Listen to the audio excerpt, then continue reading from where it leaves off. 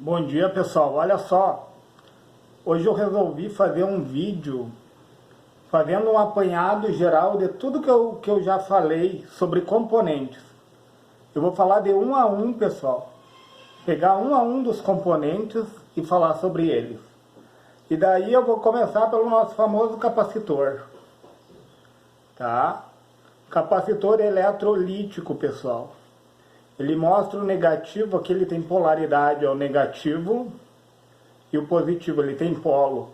Ele tem anodo e catodo entre o dielétrico dele. O dielétrico, pessoal, é o isolante. Tá? Ele tem o anodo e o catodo que fica bem no isolante ali, entre uma parte e a outra, no início e no final do isolante. Então, ele tem polaridade. Se nós formos aferir aqui no teste de resistência, ele apresenta um diodo ali, uma queda de tensão, né? Quase a de um diodo, um pouquinho a mais, mas é bem interessante. O capacitor, pessoal, para frequências alternadas, ele funciona como um fio, como um curto-circuito. E ele funciona como uma chave aberta para correntes contínuas. Olha que interessante isso. Na corrente contínua, então, numa placa, né, de circuito impresso, ele é uma chave aberta. Quando dá uma alta frequência, por isso que existem os capacitores de desacoplamento, né, que é os capacitores Y, que quando dá vem as RFI ali, ó, interferências externas por radiofrequências, tá? Ou do próprio circuito, ou quando vem as EMI, interferências eletromagnéticas da própria rede elétrica, o nosso capacitor ele pode funcionar como desacoplamento. Normalmente é de poliéster. Por que de poliéster? Porque o núcleo dele, esse daqui é um capacitor de poliéster, ó, pessoal. O núcleo dele é de poliéster, entenderam, pessoal? Ele não tem polaridade esse aqui, pessoal. O núcleo dele, o dielétrico, é de poliéster. E daí eu também tenho capacitores de disco cerâmico. O capacitor de disco cerâmico, ele também não apresenta polaridade e ele também funciona como desacoplamento, pessoal. O de poliéster, em certas aplicações, ele funciona como acoplamento também. O que é acoplamento? É como quando ele funciona como... Ele não deixa um lado do circuito se comunicar com o outro, ou seja, as interferências, pessoal. Um lado não vai interferir no outro. Esses capacitores também são chamados de capacitores de supressão. Tá? Ali no início de uma placa de proteção, né? Então o que acontece? O capacitor X, que é um capacitor de poliéster também, vai vir ali pelo fase, as interferências eletromagnéticas, né? Que nós chamamos de espúrios, e vai retornar pelo neutro, ele manda de volta. E aquilo que ele não filtrar, a bobina faz o papel, né? Eu tenho um transformadorzinho aqui que tem enrolamentos, ó, que tem bobinas, né? Qual é o papel da bobina, pessoal? A bobina, ela vai na contramão do capacitor. Tipo, a fórmula do capacitor, se tu quer saber a reatância capacitiva, é o 1 dividido, tu vai dividir o 1 por 2 vezes o π. O π é uma constante, é 3,14. Vezes a frequência, tipo a frequência da minha rede aqui é 60 Hz, vezes a capacitância, que se dá em microfarad, nanofarad, picofarad. Aí depende da configuração do capacitor, né? E a bobina é o contrário, entendeu? O capacitor, quanto maior a frequência, maior a capacitância, menor é a reatância capacitiva, ou seja, menor é a resistência do capacitor. Enquanto que a bobina, pessoal, vai na contramão. O que acontece? A bobina, a fórmula da bobina, ela não vai dividir. Ela vai pegar, é a mesma fórmula do capacitor, porém não está dividindo o número 1. A bobina é 2π, ó, reatância capacitiva é igual a 2π, o π é 3,14, que é a nossa constante, né? Vezes a frequência, que é 60 Hz, vezes a reatância indutiva, pessoal, vezes a indutância, desculpa, pessoal. Reatância indutiva é a resistência da bobina, tá? Vezes a indutância. A indutância é a capacidade que a bobina tem de armazenar cargas através do campo eletromagnético. Então, o que acontece? A bobina em altas frequências ela é uma chave aberta, enquanto que o capacitor é um curto. Em altas frequências o capacitor é um curto e a bobina é uma chave aberta, pessoal. E daí na frequência da placa, ali no circuito constante, né? Na corrente constante, o capacitor é uma chave aberta e a bobina é um curto. Então a bobina numa placa de circuito impresso, ela vai funcionar como um fio. Olha que interessante isso. Que legal as aplicações. Por isso que um compensa o outro. Tipo, eles são elementos reativos num circuito elétrico. Por isso que tem reatância capacitiva e reatância indutiva. Que daí nós encontramos a impedância. Entendeu? Enquanto que o resistor ele funciona como um elemento ativo, né? Porque a corrente, pessoal, e a tensão, elas andam em fase no resistor. Elas andam na mesma linha, porém, o que difere uma da outra é a amplitude, porque a amplitude da tensão é maior que da corrente, né? Quanto maior a tensão, menor a corrente elétrica. O resistor, ele é um elemento ativo, enquanto que o capacitor, né, desculpa pessoal, e a bobina são elementos reativos. Porque o que a bobina faz aqui na minha rede elétrica? Quando entra as altas frequências, a bobina é uma chave aberta, pessoal, para as altas frequências. Entenderam? E daí, para as baixas frequências, ela funciona como um fio.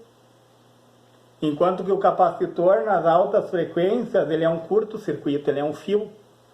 E nas baixas frequências, ele é uma chave aberta. Que interessante saber disso, né, pessoal?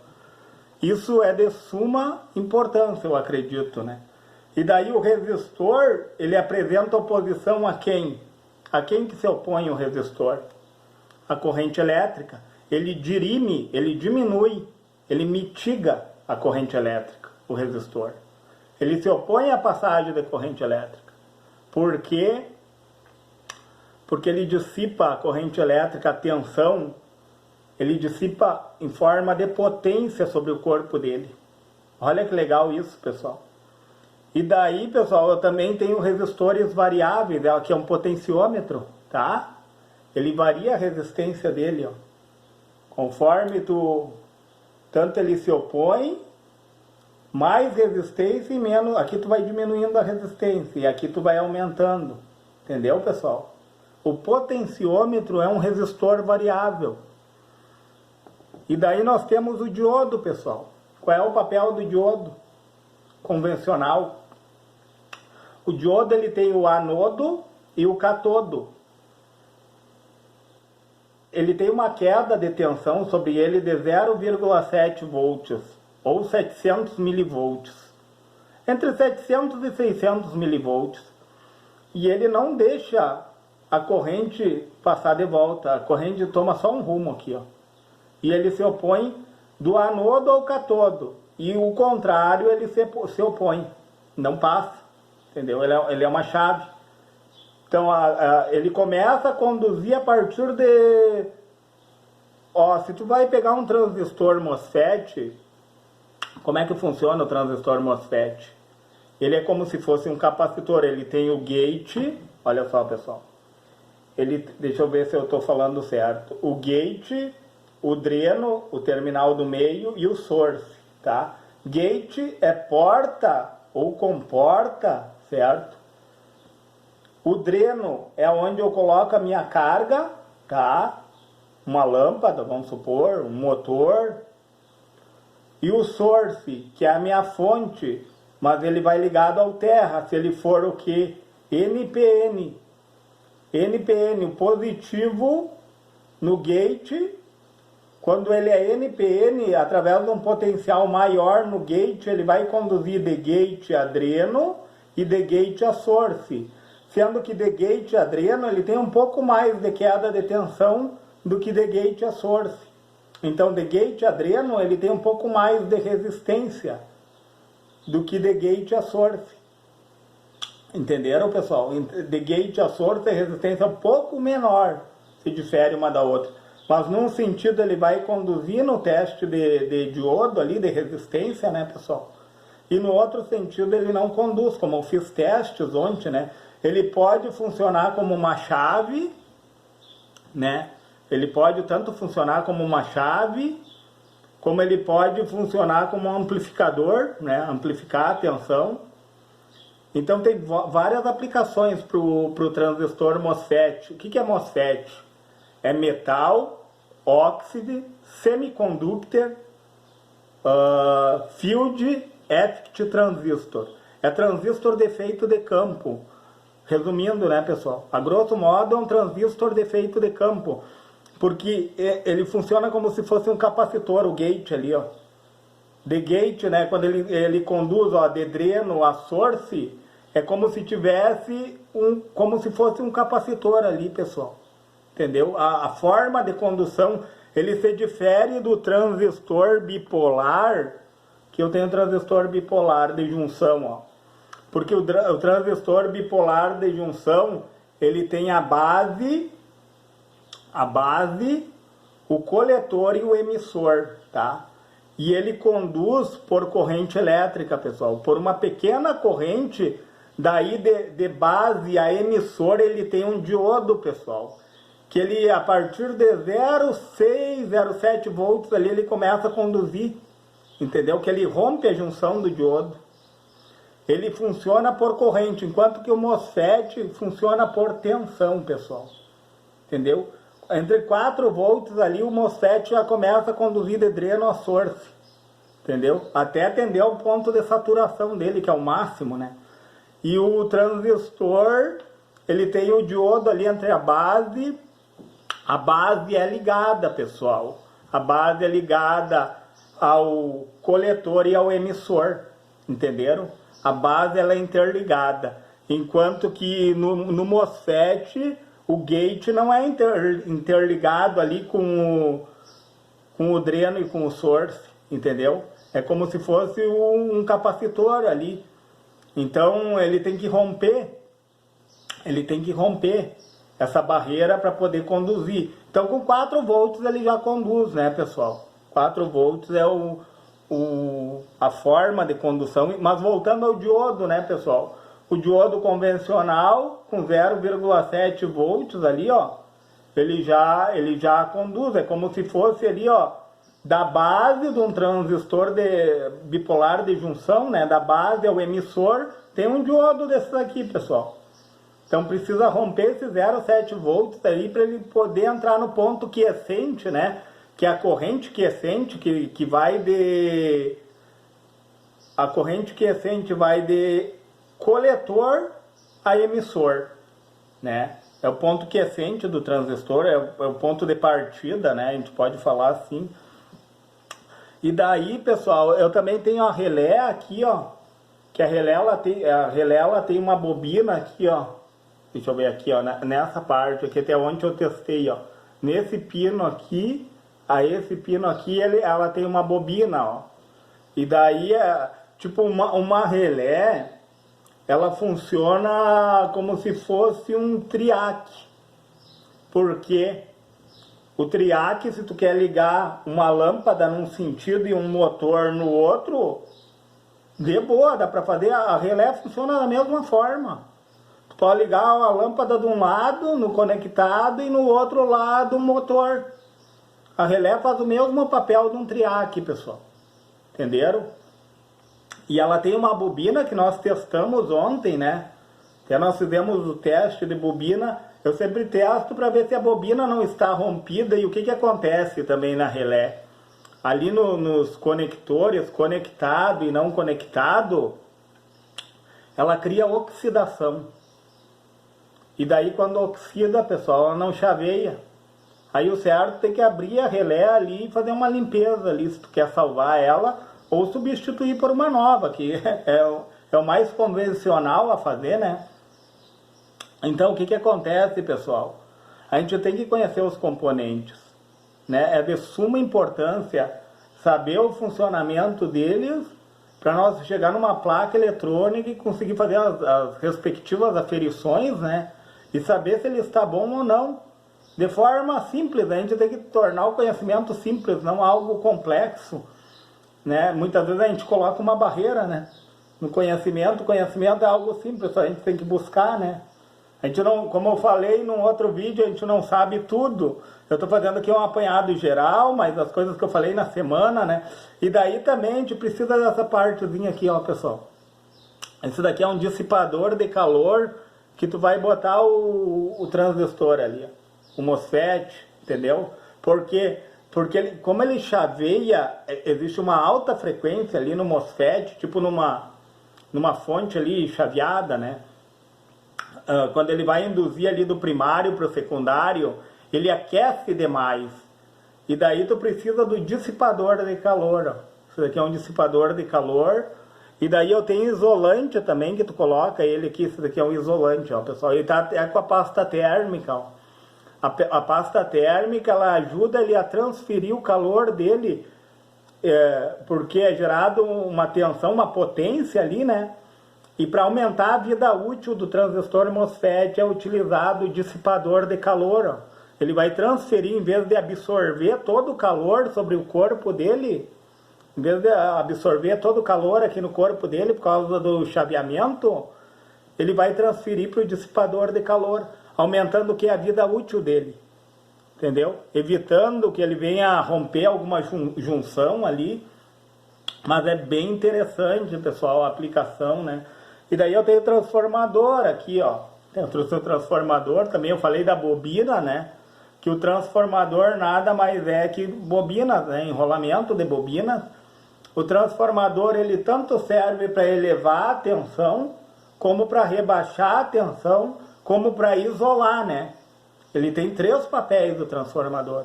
Ele é elevador de tensão, ele é rebaixador e ele é isolante. O transformador é de suma importância também, pessoal. Dependendo da aplicação que tu vai fazer, uma fonte linear ali, ó, ou uma fonte chaveada mesmo, né? Normalmente a chaveada é o transformador, o transformador Chopper, né? Que é utilizado na fonte chaveada.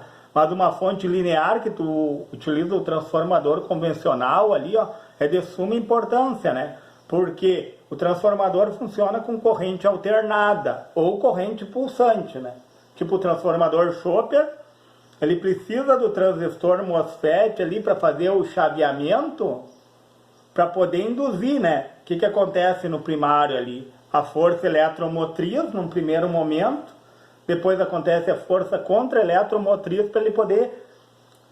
O campo eletromagnético se expande, mitiga, quando ele mitiga, ele induz para o enrolamento do secundário, né? No transformador Chopper. No transformador convencional, na nossa rede elétrica, que é 60 Hz, que é uma frequência baixa, né, pessoal? Ele vai induzir através da corrente alternada, né? Por causa da frequência de 60 Hz, e ele vai chegar com frequência do outro lado.